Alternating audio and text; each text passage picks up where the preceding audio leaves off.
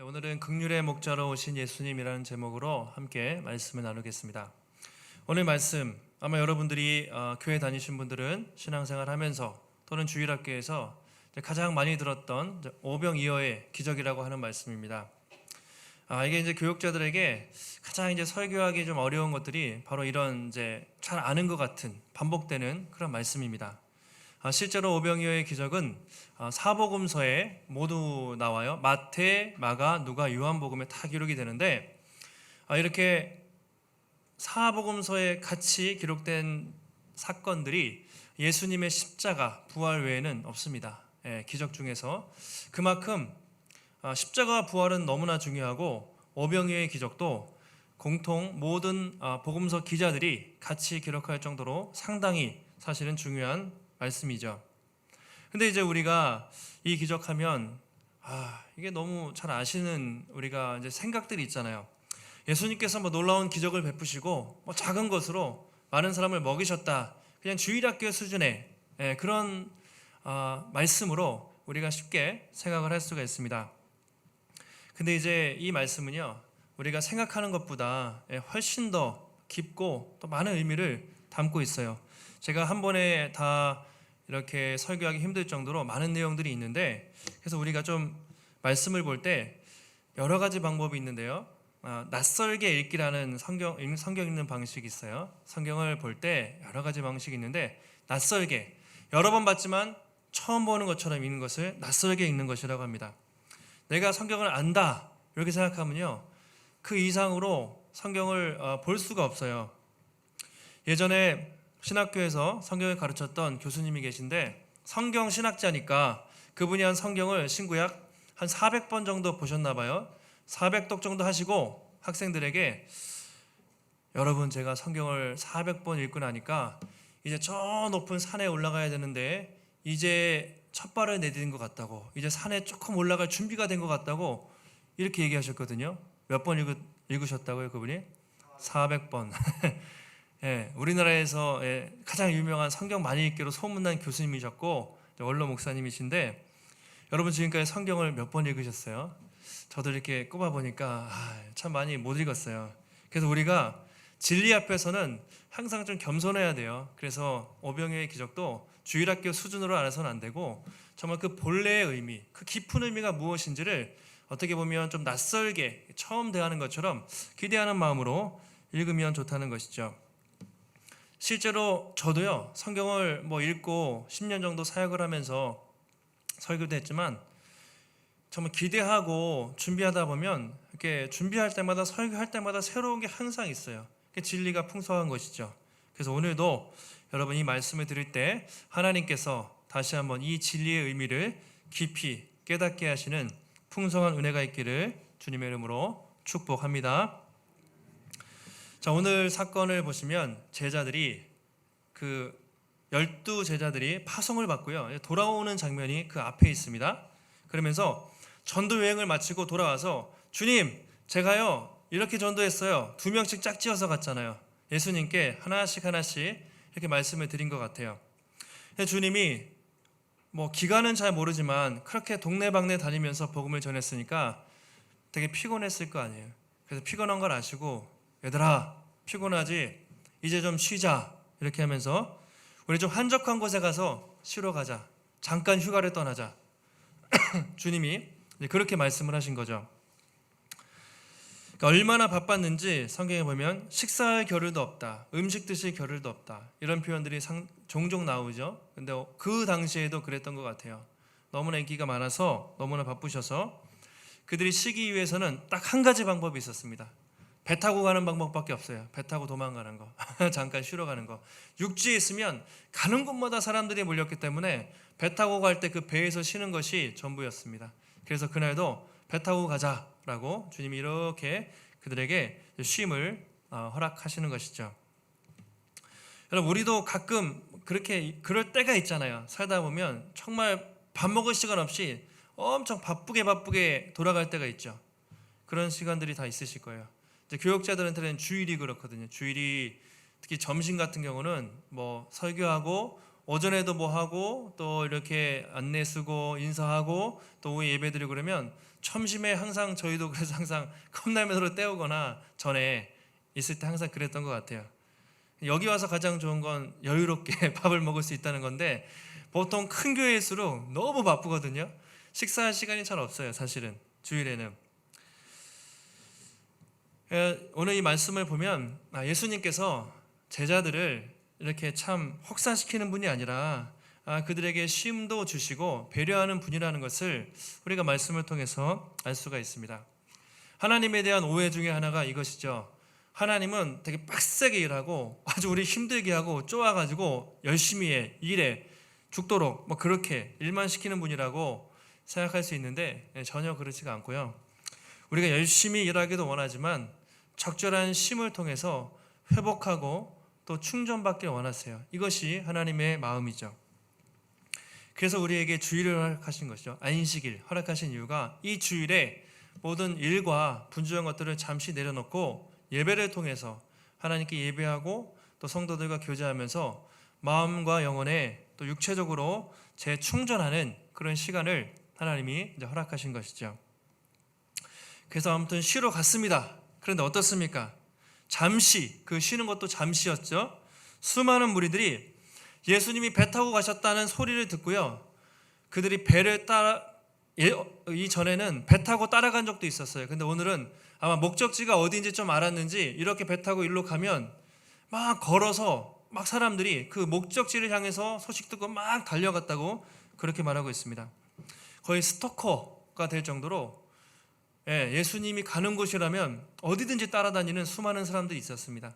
왜냐하면 지금은 십자가 지실 때가 아니죠. 아직까지는 이적과 기사 막 먹을 거 주시고 막 병 고치니까 수많은 사람들이 연예인처럼 생각한 거예요. 그래서 가는 곳마다 예수님과 제자들을 따라다닌 것을 볼 수가 있습니다. 그래서 이제 제자들이 예수님하고 쉬라고 배 타고 육지에 딱 도착했는데 어떻습니까? 이게 웬일입니까? 수많은 사람들이 자기들을 이제 기다리고 있는 거예요. 몇 명입니까? 여기 5,000명이라고 돼 있죠. 마태복음에 보면 남자만 5,000이라고 되어 있으니까 그 말은 여자와 어린아이들을 포함하지 않은 말인데 최소 10,000명, 20,000명까지 보잖아요. 적어도 10,000명이거든요. 내려보니까 적어도 10,000명이나 되는 수많은 사람들이 여러분 10,000명이 이 앞에 서 있다고 생각해 보세요. 정말 우글우글 거렸겠죠. 제자들이 속으로 어떻겠습니까? 망했다. 쉬려고 했는데 10,000명이 기다리고 있는데 그거 어떻게 해요? 속으로 망했구나. 그런 되게 피곤하고 짜증나는 마음이 제자들에게 있었을 것 같아요. 근데 주님이 어떻습니까? 주님의 마음은 달랐죠. 딱 그렇게 내리자마자 수많은 사람들이 있는 것을 보시고 주님이 어떻게 반응하셨냐면 자기가 피곤한 거 얼마나 피곤하셨겠습니까? 피곤한 거 다 잊어버리시고 그들을 향한 긍휼한 마음, 불쌍한 마음이 일었다고 그렇게 말하고 있습니다. 그것이 34절인데요. 앞에 한번 보시고 34절 읽겠습니다. 시작. 큰 무리를 보시고 그 목자 없는 양 같음으로 인하여 불쌍히 여기사 이 여러 가지로 가르치시더라. 배 내리시자마자 큰 무리를 보신 거죠. 보면서 어떤 느낌이 들었습니까? 목자 없는 양 같아요. 딱 그걸 느끼시고 불쌍히 여기사 하나님의 말씀을 가르치셨다고 말하고 있습니다. 마태도 비슷하게 기록하는데요. 무리를 보시고 불쌍히 여기시니 이는 그들이 목자 없는 양과 같이 고생하며 기진함이라 이렇게 되어 있어요. 고생하고 그냥 굶어 죽을 정도로 피골이 상접해 있는 그들을 보면서 너무나 불쌍히 여기셨다. 너무나 안타까이 여기셨다라고 말하고 있습니다. 중요한 것은 목자 없는 양이라는 표현입니다. 목자가 없는, 다시 말하면 방황하고 있는 양같이 보시고 불쌍히 여기셨다는 것이죠. 양은 어떻습니까, 여러분? 양은요 원래 목자가 있어야 돼요. 양은 목자 없이 살 수가 없습니다. 목자가 먹을 것을 줘야 되고 악한 짐승들로부터 보호해줘야 양은 살 수가 있어요. 그런데 오늘 여기 등장하는 사람들은요 목자가 없어요. 그냥 방치된 사람들이에요. 그냥 너무 아무도 그들을 돌봐주지 않아서 너무 가난하고 굶주리고 병들고 아무 소망 없이 그냥 정처없이 떠다니는 그런 목자 없는 양 같은 사람을 보고 예수님이 어떻게 여기셨다고요? 불쌍히 여기셨다. 긍휼히 여기셨다 같은 말인데 불쌍히. 그러니까 불쌍히 여기는 마음이 확 올라오신 것 같아요. 보는 순간 불쌍히 여기다. 스플랑크 니조마이라고 헬라어로 그래요. 스플랑크 니조마이, 컴패션이라고도 되어 있는데요. 원래 의미는 심장 또는 창자, 내장 이런 말인데, 이 불쌍히 여기다라는 말은 자기의 창자, 여성 같으면 자궁 아시죠? 뱃속에 그 깊은 것이 뒤틀릴 정도로 욱 하는 소리가 날 정도로 정말 쓰리고 아픈 것을 불쌍히 여기다. 창자가 뒤틀리는 고통. 예수님은 딱 내리자마자요, 수많은 사람들을 보시자마자 자기가 피곤한 거 이런 생각 안 들었어요. 그냥 그 본능적으로 그 마음속에 저 목자 없는 양 같은 사람들을 보고 정말 창자가 뒤틀리는 것 같은 불쌍한 마음, 그 애통하는 마음을 주님이 느끼셨다는 것이죠. 근데 이 참 성경을 읽다 보면 재밌는데, 이 바로 앞에는 어떤 기록이 있습니까? 헤롯에 대한 기록이 있거든요. 헤롯. 앞달락의 헤롯 왕에 대한 기록이 있는데, 헤롯은 갈릴리의 분봉 왕이었어요. 지금 이 지역을 통치하는 왕이었습니다. 원래는 하나님이 왕을 세울 때는 목자로 세우신 거예요. 그 사람들을 잘 다스리라고. 근데 헤롯이 뭐 하고 있습니까? 그 앞에 내용을 보시면 막 춤추고 방탕하고 막 그렇게 하다가 세례 요한을 죽여버립니다. 백성들을 돌보기는커녕, 그렇죠? 화려하게 잔치하고 호랑방탕하게 살고 심지어 하나님의 선지자를 죽이는 일을 세례 요한이 하고 있어요. 또 당시에는 로마의 옥타비아누스, 아우구스투스 황제가 있었습니다. 로마의 황제도 사실은 백성들을 통치하라고 그렇게 하나님이 세우셨지만, 옛날 왕들이 어땠습니까? 그들을 돌보기보다는 수탈하고 압박하고 억압하고 자기들의 배를 채우기에 바빴죠. 그러니까 이 말은요, 그 당시에 많은 왕들, 또 당시에 많은 지도자들이 있었지만 자기의 백성을 전혀 생각하지 않고 목자 없이 팽개쳐진 채로 방황하며 살아가고 있는 그들에게 예수님이 그들을 도우시는 참된 목자로 오셨다는 것을 보여주는 사건이 바로 오늘의 오병이어 사건이죠. 구약에 보면요, 이런 예언들이 많아요. 언젠가 예수님이 오시면, 메시아가 오시면 그들의 목자가 되셔서 선한 목자로 이끄시겠다는 그런 말씀들이 구약 성경에 많이 예언되어 있습니다. 그래서 언젠가 메시아가 오시면 우리를 구원해 주시고 그분이 우리의 목자가 되실 거야, 우리의 푸른 초장으로 쉴만한 물가로 인도하실 거야 라는 목자에 대한 그런 기대감이 많이 있었다는 것이죠. 오늘 예수님이 이 기적에서 보여주시는 것이 뭐냐면, 바로 내가 그 목자로, 내가 그 이스라엘을 돌보는 참된 목자로 왔다는 것을 이 기적을 통해 보여주고 있습니다. 세상에 수많은 왕들, 헤롯도 있고요, 그 다음에 로마의 황제도 있고요, 많은 지도자들도 있었겠죠. 심지어 종교 지도자들, 바리새인들, 종교 지도자들도 이 백성들을 다 팽개쳐 버렸어요. 신경도 안 썼는데, 그렇게 버림받은 목자 없이 방황하는 이스라엘 백성들에게 예수 그리스도께서 참된 목자로 오셔서 이제 내가 너희 목자가 돼서 너희들을 먹이고 돌보겠다는 그 말씀이 바로 오병이어 사건의 가장 중요한 의미가 되는 것이죠. 요즘도 이렇게 좀 그런 것 같아요. 살다 보면 사람들이 겉으로는 지금은 코로나 시대라 다 힘들어하죠.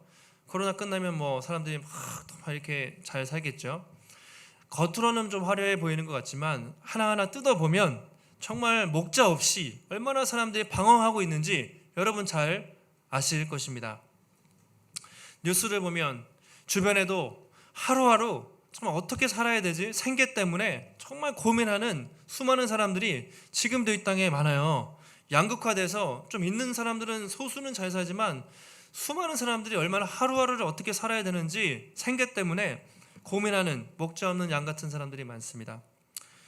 겉으로는 괜찮아 보이지만 지금도 속에는 뭔가 우울증, 불면증, 또 정신적 고통, 이 마음의 질병으로 고통당하는 사람들이 지금도 얼마나 많은지 모릅니다. 지금도 하루에 많은 사람들이 지금 이 시간에도 죽어가고 있어요. 자살하는 사람들이 지금도 많고요. 우리가 얼마 전에 그 아이 사건, 정인이 사건인가요? 학대받는 아이들, 여러분 그냥 끝난 것 같지만 하루에도 몇 명씩 통계로 보면 지금도 많은 아이들은 여전히 학대를 당하고 있고, 우리 청소년들, 우리 청년들 어떻습니까? 방황하고 있잖아요. 이 학교도 다니기 싫고 어떤 직장 가서 어떻게 살아야 되는지, 결혼도 할 생각 없고 모든 것을 포기하고 그냥 목자 없이 방황하며 살고 있습니다. 우리나라는 좀 나아요. 여러분, 그나마 다른 나라들을 보면요, 아프리카나 어려운 나라들 보면 이 코로나인데 마스크 쓸 돈이 없어요. 그냥 코로나 다 걸려버려요. 그냥 걸리고 하루에도 기근과 굶주림으로 죽어가는 사람들이 많고요. 지금도 세상을 보면 난민들이 엄청 많거든요. 이 미국이나 유럽에 잘 사는 나라로 가기 위해서 목숨 걸고 탈출하는 수많은 난민들, 정말 인간이 아닙니다. 그들의 삶을 보면 짐승처럼 살아가는 수많은 인간들이 지금도 목자 없는 양같이 기진하면서 살아가고 있죠. 그래도 우리는 예수 믿으니까, 하나님이 계시니까 뭐 기도라도 한다고 보지만 그들은 어때요? 그냥 답이 없는 거예요. 인생에 답이 없어서 그냥 그렇게 방황하며 삽니다. 정치인들 뭐 다 있죠. 나라마다 지도자들이 있지만, 물론 훌륭한 분도 계시겠지만 대부분은 관심 없잖아요. 자기 어떻게 배를 채울까, 그냥 그렇고 대부분의 사람들은 방치당한 채 목자 없이 지금도 살아가고 있어요. 바로 예수님이요, 오늘 이 기적을 통해서 우리에게 보여주시기 원하는 것은, 이렇게 세상에서 버림받은 것처럼 목자 없이 방황하며 사는 우리에게 주님이 찾아오셔서, 주님은 우리를 불쌍히 여기시고 우리를 긍휼히 여기시고 우리를 먹이시는 참 목자가 되신다, 그것을 오늘 성경이 보여주고 있습니다. 바로 참 목자 되신 예수님, 이것이 오병이어의 기적의 첫 번째로 중요한 의미인 것이죠. 예수님이 자신을 여러 가지로 비유하시지만 그 중에 선한 목자로 많이 비유하시죠. 나는 선한 목자다. 요한복음에 보시면 요한복음 10장 11절에 나는 선한 목자라. 선한 목자는 양들을 위하여 목숨을 버리거니와 삭구는 목자가 아니요 양도 제 양이 아니라. 이리가 오는 것을 보면 양을 버리고 달아나나니 이리가 양을 물어가고 또 해치느니라, 이렇게 말합니다. 자기가 선한 목자래요. 선한 목자의 특징은 무엇입니까? 양을 위해서 목숨을 버려요. 삭구는 어떻습니까? 위기가 닥치면 도망간다는 것이죠. 여러분, 지금도 뉴스를 통해 보시잖아요. 그 삭군들, 하나님, 예수님 막 외치지만 종교 장사하고 뭐 유학 보내준다고 해서 또 뭐 그렇게 하고 공부시킨다고 현혹해서, 또는 뭐 음모론 제기해서 끊임없이 자기들의 배를 채우는 삭군과 같은 목자들이 지금 여러분 뉴스를 통해 매일 보고 계시지 않습니까? 그런데 우리 주님은 그런 분이 아니라 정말 선한 목자로 오셨다는 것이죠. 요한복음 10장 14, 15절 같이 한번 읽겠습니다. 시작. 나는 선한 목자라. 내 양을 알고 양도 나를 아는 것이 아버지께서 나를 아시고 내가 아버지를 아는 것 같으니 나는 양을 위하여 목숨을 버리노라. 똑같이 나오죠. 아까 이전에도 뭐죠? 선한 목자는 양을 위하여 목숨을 버리노라 그랬고요. 이번에는 나는 양을 위하여 목숨을 버리노라. 선한 목자의 특징, 양을 위해서 자기 목숨을 버리는 것이죠. 그분이 내가 너희를 위해서 목숨을 버리는 선한 목자로 왔다는 것이죠. 여러분 어떻습니까? 예수님은 실제로 우리를 위해서 십자가에서 목숨을 주셨죠. 그 십자가의 주심으로 우리를 얼마나 사랑하는지 주님이 직접 보여주셨습니다. 이 예수님의 긍휼, 이 하나님의 긍휼이 여러분 성경에서 가장 중요한 주제 중에 하나예요. 전에는 세상 누구도 우리에 관심 갖지 않았고, 누구도 우리를 긍휼히 여기지 않고 불쌍히 여기지 않고 우리도 방치되며 살았지만, 이제 하나님께서 우리를 긍휼히 여기시고 우리를 불쌍히 여기시고 뿐만 아니라 우리를 위해서 당신의 목숨을 주셨다. 그것이 예수 그리스도라고 그렇게 말하고 있습니다. 그래서 우리가 날마다 선한 목자 되신 주님을 바라보면서 또 푸른 초장과 쉴만한 물가로 우리가 나갈 수가 있는 것이죠. 여러분, 주님은 지금도 갈 길 몰라 방황하는 우리들에게, 그리고 저 세상 사람들에게도 푸른 초장과 쉴만한 물가로 인도하시는 선한 목자가 되시는 줄 믿습니다. 주님 우리의 절대로 고통을 외면하지 않으시고요, 아무리 피곤해도 아무리 바빠도 내쫓지 않는다고 하셨죠. 정말로 언제나 두 팔로 안아주시는 분이라고 그렇게 말하고 있어요. 이런 주님이 우리에게 계시다는 것이 우리에게 얼마나 감사한가 한번 생각해 보시기를 바랍니다. 다윗이 시편에서 이것을 이렇게 잘 표현했어요. 시편 103편에 보시면 아버지가 자식을 긍휼히 여긴 같이 여호와께서는 자기를 경외하는 자를 긍휼히 여기시라니 이는 그가 우리의 체질을 아시며 우리가 단지 먼지뿐임을 기억하심이로다. 이렇게 말하고 있거든요.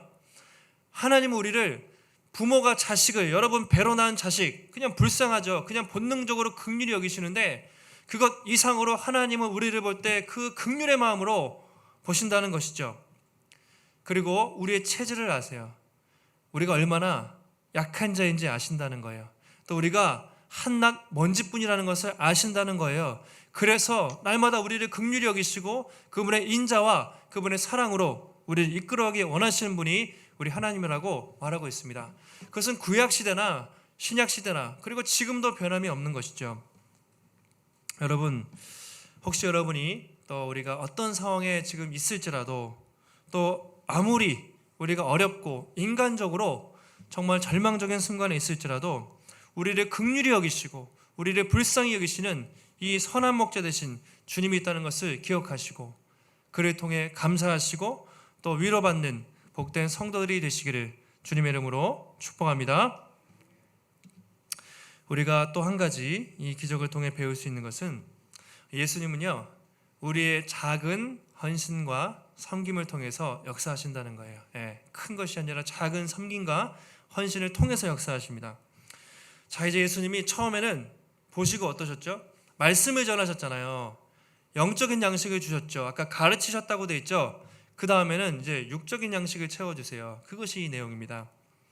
날이 저물어 가자 제자들이 주님 이제 설교는 그만하시고요 돌려보내시죠. 지금 여기 빈들이라고 돼 있죠. 광야입니다. 광야. 주변에 마을이 없어요. 아무것도 풀 한 폭이 없는 지역이거든요. 주님 빈들이에요. 사람들 10,000명이나 돼요. 돈도 없잖아요. 빨리 보내시죠. 라고 현실적인 제안을 주님께 하고 있습니다. 주님이 뭐라고 하십니까? 주님이 이해 못할 말씀을 하시죠. 37절에 대답하여 이르시되 너희가 먹을 것을 주라 이렇게 얘기하시거든요. 얘들아 너희가 먹을 것을 주면 되지 않냐 라고 장난치시는 것도 아니고 그렇게 얘기하시네요. 그러니까 제자들이 뭐라고 합니까? 따지죠. 여짜오되 우리가 가서 200데나리온의 떡을 사다 먹이리까 라고 하는데 이 말투가 어떨까요?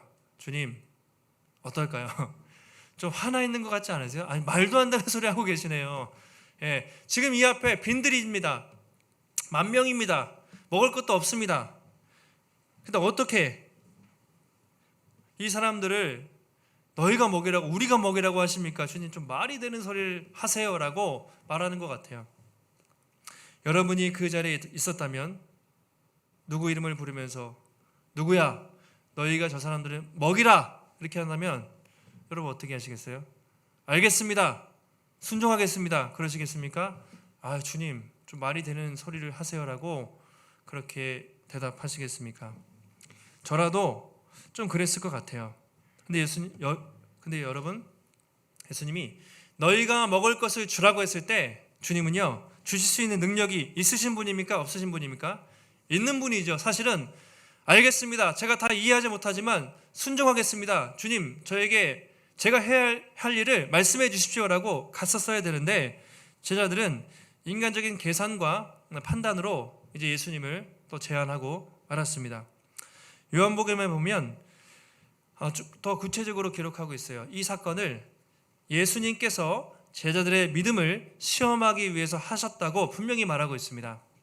요한복음 6장 6절에 보시면 이렇게 말씀하심은 친히 제자들이 어떻게 하실지를 시험하고자 하심이라 되어 있어요. 특별히 빌립을 시험하고자 하심이라. 그 지역이 빌립이 사는 동네였거든요. 야 네가 사는 동네인데 한번 이제 시험하신 거예요. 한번 네가 먹여봐. 그렇게 먹을 수 있지 이렇게 시험하신 거예요. 믿음의 테스트였죠. 항상 실패했지만 또 오늘도 실패하고 말았습니다. 빌립이 계산이 빠른 사람이거든요. 200데나리온 1데나리온이 노동자 하루 품삯이니까 보통 8개월치 정도 됩니다.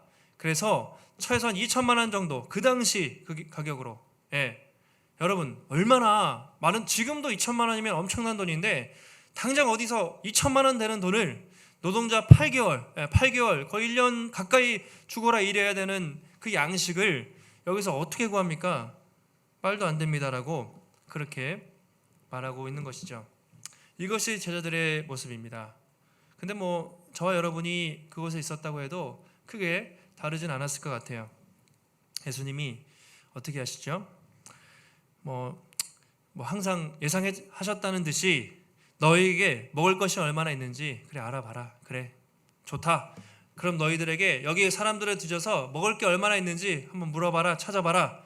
그래서 10,000명 정도 됐으면 막 다니면서 저기요 먹을 거 있는 분 빨리 주세요라고 막 계속 걷었을 거 아니에요. 한참을 물어봤겠죠. 이렇게 수천 명, 10,000명 뒤져가지고 나온 게 무엇입니까? 겨우 보리떡 5개, 물고기 2마리.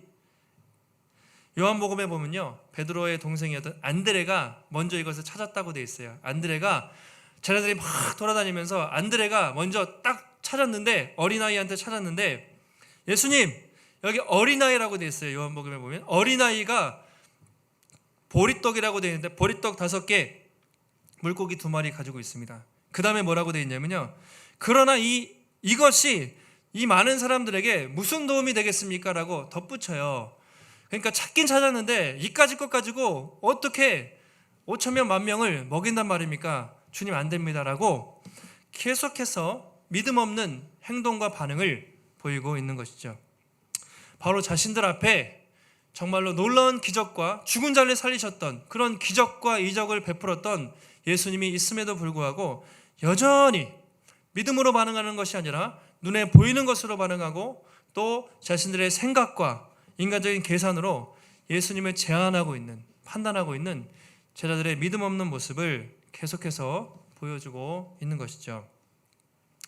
주님이 뭐 또 그렇다는 듯이 그래 괜찮아 그러면서 50명씩 100명씩 때를 지어서 앉히라고 하세요. 50명씩 100명씩 한번 앉혀봐라. 그렇게 말씀하세요. 속으로 의심했겠죠. 주님이 이것을 가지고 뭘 하려고 하지? 의심을 했을 텐데 그래도 제자들이요 순종을 했어요. 자 여러분 50명씩 100명씩 앉아보세요 라고 수많은 그룹들을 나눴습니다. 그렇게 순종했을 때 기적과 같은 일이, 놀라운 일이 벌어난 것이죠. 어떻게 됐습니까? 41절 한번 앞에 보시고 한 목소리 읽겠습니다. 시작. 예수께서 떡 5개와 물고기 2마리를 가지사 하늘을 우러러 축사하시고 떡을 떼어 제자들에게 주어 사람들에게 나누어 주게 하시고 또 물고기 2마리도 모든 사람에게 나누심에.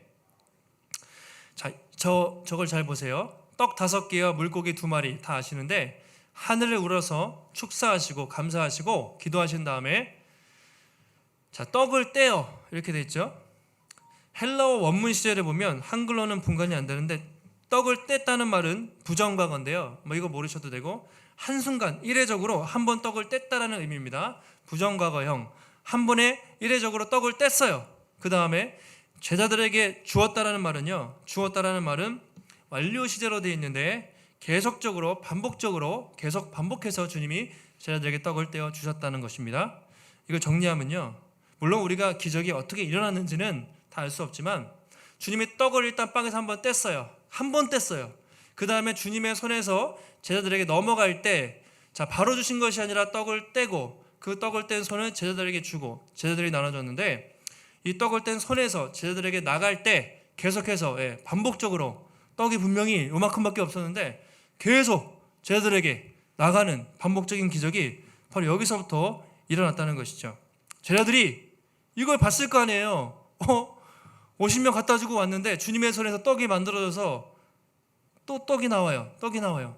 신기한 마음, 또 놀라운 마음으로 마치 저녁에 석양이 이 갈릴리 호수니까 이렇게 있는 상황에서 푸른 잔디라고 되어 있어요. 봄이었어요. 이 시간이 봄철 푸른 잔디 위에서 제자들이 이제 웨이터가 된 거죠. 주님한테 와서 떡을 받아가지고 나눠주고 또 와서 나눠주고 그렇게 좋게 1시간은 되지 않았겠습니까? 10,000명 이상이면 여러분 그 사람들에게 배분하는데도 상당히 시간이 오래 걸렸을 거예요. 제자들이 처음에는 의심하면서 떡이 계속 나오네 하면서 수많은 사람들에게 그렇게 가면서 그 기적을 제자들이 가장 먼저 체험을 했겠죠. 이것은 여러분 하나님의 아들이 아니면 누구도 할 수 없는 일이라는 것을 분명히 보여주고 있습니다. 오늘날이요, 많은 자유주의 학자들이 서양의 합리주의적인, 그렇죠? 이 기적을 부인하는 학자들이 이 오병이어의 해석을 여러 가지로 이성적으로, 인간적으로 많이 해석을 하려고 시도를 했습니다. 이거는 말이 안 된다. 이거는 말이 안 되고, 예수님이 이제 광야마다 이제 음식 저장 창고를 이제 두고 그 동굴에다가 음식을 많이 쟁여놨다. 그랬다가 딱 그쪽으로 데려가셔서 동굴에서 몰래 음식을 꺼내다가 사람들에게 다 주셨다. 이제 이렇게 해석하는 사람도 있고요. 어떤 사람들은 부유하고 돈 많은 사람들에게 미리 상의했다가 내가 언제 어느 날 어디로 갈 거니까 그때 음식을 준비했다가 빨리 많이 그쪽으로 배달하라. 배달의 면적이 있는 것도 아닌데 배달도 안 되는데 짜고 치는 고스톱이다. 이렇게 해석하는 사람도 있고요. 가장 많이 이제 해석하는 거 이거죠. 어린아이가 떡 5개와 물고기 2마리를 이렇게 드렸는데 어떻게 보면 헌신이죠.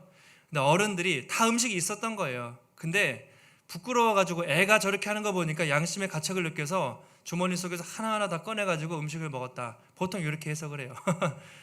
어떻게든 이건 기적이 아니라고 그 인간들은, 자유주의 학자들은 예수님의 기적을 부인하려고 이런 식으로 온갖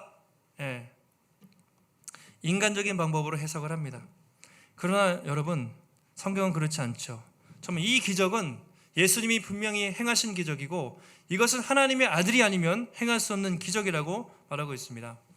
여러분, 주님이요, 생각해 보세요. 천지를, 우주와 하늘의 별과 달과 바다와 인간을 창조하신 하나님이 마음만 먹으시면 이 떡을 만드는 거, 빵을 만드는 거, 이게 어렵겠습니까? 그분이 정말 하나님의 아들이라면 그것은 우리에게는 기적이지만 예수님에게는 그냥 아무것도 아닌 것이죠. 사람들은 그걸 보고 놀라지만 기적이 중요한 것이 아니라 그분이 왜 이 기적을 행하셨는가, 그것이 어떤 의미가 있는가가 중요하다는 것이죠. 그래서 여러분, 이 기적을 믿으시면 부활도 믿을 수 있는 거예요. 그렇죠? 이 오병이의 기적을 이루신 분이 예수님이다. 그분이 이런 일을 행하셨다고 믿는다면 부활도 믿을 수 있고 다른 모든 것도 믿을 수 있어요.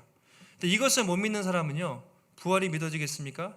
예수님을 믿을 수가 없는 것이죠. 그만큼 이 기적은 예수님께서 하나님의 아들이시다, 이것을 보여주는 놀라운 사건이라는 것이죠. 근데 이제 성경은 이 일이 어떻게 일어났는가, 어떻게 일어났습니까? 아까 말씀드렸지만 한 아이의 작은 헌신. 어떻게 보면 그 엄마가 싸줬을까요? 누가 싸줬을까요? 그 꼬질꼬질하게 그걸 이렇게 챙겨왔던 그 작은 아이가 내놨잖아요. 그리고 제자들이 어떻게 했습니까?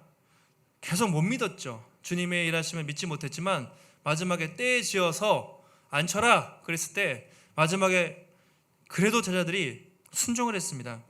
바로 이 어린아이의 작은 헌신과 또 제자들의 이 순종을 통해서 주님은 역사하신 것이죠.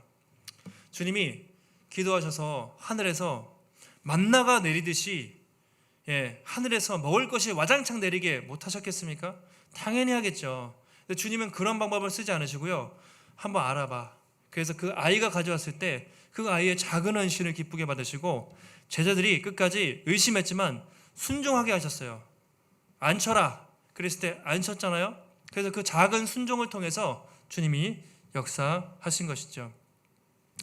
여러분, 이것이 하나님이 일하시는 방법입니다. 하나님은 혼자서도 다 하실 수 있는 분이죠, 물론. 그런데 하나님은 우리 인간의 작은 헌신과 이 순종을 통해서 하나님은 역사하시기를 기뻐하신다는 것이죠. 우리와 함께 또 우리를 통해서 일하기를 기뻐하는 분이 우리 하나님이십니다. 제가 교회 다니면서 느끼는 게 우리 성도님들 중에서 정말 기가 막힌 다양한 은사를 가지고 있는 분들이 너무 많구나. 어떤 분들은 빵을 너무 잘 구우시고요, 어떤 분들은 여기 꽃을 너무 이쁘게 하시고요, 정말 각자가 잘하는 게 다 있어요. 이제 그런 분들은 그래도 기쁨으로 교회를 섬기세요. 또 어떤 분들은 자기는 너무 부족하고 나는 준비가 안 돼서 참 제가 볼 때는 할 수 있는데 저는 못해요. 아직 준비가 안 됐어요. 늘 이렇게 하시는 분들이 계십니다. 여러분, 근데 주님도 우리가 부족한 거 다 아세요. 그리고 우리에게 많은 것을 요구하지 않으십니다. 어린아이가 음식 꺼내놓는 작은 헌신, 제자들이 말씀에 순종하는 작은 헌신을 드렸을 때 그 헌신을 통해서 여러분 100배가 아니라 1000배의 역사가 나타나지 않았습니까? 그것처럼 주님 우리에게 큰 헌신을 요구하지 않으세요. 작게 주님 제가 이런 은사가 있고 제가 이런 상황인데 저의 작은 것을 주님께 드리겠습니다 할 때 주님 우리의 작은 헌신과 섬김을 통해 놀랍게 역사하는 것이지 야 죽도록 충성해 완전히 그렇게 헌신을 강요하고 요구하는 분이 아니세요. 우리의 작은 것을 드렸을 때 그 작은 것을 통해서 아름답게 하고 풍성하게 하시는 분이 우리 하나님이신 줄 믿습니다. 그래서 이제 이런 결과가 나타난 거예요. 그들의 작은 헌신과 순종을 통해서 그 위에 하나님의 기적과 은혜가 부어졌을 때 엄청난 역사가 나타나게 된 것이죠. 이 결과 어떻게 됐습니까? 42절, 3절, 4절인데요. 오늘 이 제자들이 순종한 결과 우리 마지막 한번 보실까요? 같이 한번 읽겠습니다. 시작. 다 배불리 먹고 남은 떡 조각과 물고기를 12바구니에 차게 거두었으며 떡을 먹은 남자는 5,000명이었더라. 어떻게 됐습니까? 그거 가지고 야 아까우니까 조금씩만 분배해. 먹을 거 없으니까 막 그렇게 하셨습니까? 아니죠. 배 터지게, 그렇죠? 배 터지게 먹고 그리고도 12조각이 남아서 싸갈 정도로 그렇게 풍성하게 남자는 5,000명이었다고 분명히 기록하죠. 적어도 10,000명 이상의 수많은 사람들이 먹고 넘치도록 그렇게 은혜를 누렸다고 말하고 있습니다. 여러분 배불리 먹고 넘쳤다는 것은요 무엇을 의미하냐면 잔치를 의미합니다. 잔치. 여러분 잔치집의 특징이 뭐죠? 그래도 이제 요즘에는 뷔페가 많으니까 잔치는 풍성함이잖아요. 좀 인색하지 않고 후하죠. 먹고 넘치고 이렇게 하는 것이 잔치인데 오늘 이 오병이어의 기적은 하나님 나라의 잔치의 모형을 보여줍니다. 우리가 나중에 이 땅에서도 마찬가지지만 천국에 갔을 때 또 하나님의 나라는 이렇게 쪼잔하고 궁색한 나라가 아니라 먹고 넘칠 만한 풍성한 부족함이 없는 잔치하는 나라다. 이것이 하나님의 나라라는 것을 더 상징적으로 이 말씀을 통해 보여주고 있는 것이죠. 말씀을 정리하겠습니다. 여러분, 하나님은요 목자 없이 방황하던 그 이스라엘 백성들 그리고 우리를 불쌍히 여기시는 마음으로 긍휼의 목자로 우리를 오셨고요. 우리를 위해 죽으시고 또 우리를 인도하시는 선한 목자가 되십니다. 그래서 우리가 다윗이 고백했던 것처럼 사망의 음침한 골짜기로 다닐지라도 해를 두려워하지 않습니다. 이런 믿음이 우리에게 필요한 것이죠. 또 하나님은 우리의 작은 헌신, 제가 작은을 강조하고 있습니다. 엄청나게 큰 헌신, 순교가 아니고요. 우리에게 주신 작은 헌신을 드릴 때 그것을 30배, 60배, 100배가 아니라 1000배, 만배로 풍성하게 교회를, 공동체를 풍성하게 하시는 분이 우리 하나님이라는 것이죠. 우리가 이 코로나 시대를 살면서 참으로 경제적으로 또는 물질적으로 영적으로 어려운 시간을 보내고 있지만 날마다 우리를 긍휼히 여기시고 우리를 먹이시고 입히시는, 우리를 책임지시는 선한 목자 되신 주님을 바라보며 담대하게 나갈 수 있기를 바랍니다. 아울러서 우리가 우리에게 주신 작은 헌신, 또 여러분의 작은 능력 숨기지 마시고 주님께 드릴 때 주님께서 우리의 순종과 헌신을 통해 또 주님의 몸된 교회를 더욱더 풍성하게 회복시키실 줄 믿습니다. 이번 한 주도 그 은혜를 경험하시는 복된 성도들이 되시기를 주님의 이름으로 축원합니다. 하나님 감사합니다. 오늘도 우리가 주님 전에 나와서 또 우리의 선한 목자 되신 주님 다시 한번 말씀을 통해 깨닫게 하시니 감사를 드립니다. 2000년 전이나 지금이나 이 땅의 수많은 사람들은 정말 목자가 없어서 방황하고 정말로 고민하고 걱정하며 살고 있는데 우리 주님께서 우리를 긍휼히 여기시고 불쌍히 여기시는 선한 목자로 오셨다는 것을 우리가 날마다 기억하며 우리의 환경과 상황이 어려울지라도 흔들리지 않고 두려워하지 않고 날마다 선한 목자 되신 주님을 바라보며 이 믿음의 길을 걸어갈 수 있는 복된 성도들이 될 수 있도록 주님 붙잡아 주시옵소서. 주님은 작은 아이의 헌신과 제자들의 순종을 통해 놀라운 역사를 이루셨습니다. 주님은 지금도 우리의 헌신과 은사를 통해 일하기를 원하시는데, 우리가 큰 것이 아니라 하나님이 우리 각자에게 주신 은사가 있을 텐데, 하나님 능력이 있을 텐데 그걸 숨기지 않고 하나님 우리가 순종하는 마음, 기쁜 마음으로 하나님께 드릴 때, 하나님 우리의 섬김과 헌신을 통해 우리의 가정과 우리의 교회와 우리의 공동체가 더욱더 풍성케 회복되는 놀라운 역사가 나타날 수 있도록 붙잡아 주시옵소서. 하나님, 오늘도 주님 전에 나올 때 빈손으로 오지 않고 또 주님의 귀한 예물 드려 나온 모든 성도들, 하나님 구별해 드린 모든 예물들을 하나님 기쁘게 받으시고, 하나님 드리는 것마다 하나님 아름답게 주의 나라 위에 쓰임받게 하시고, 우리의 인생 속에 무엇을 먹을까 입을까 마실까 염려하지 말라고 하셨습니다. 우리의 선한 목자 되신 주님께서 책임지시고 인도하시는 것을, 날마다 공급하시는 것을 우리의 삶 가운데 경험할 수 있도록 주님 붙잡아 주시옵소서. 이번 한 주도 승리케 하시기를 간구하오며 모든 말씀 거룩하신 예수님의 이름으로 기도하옵나이다. 아멘.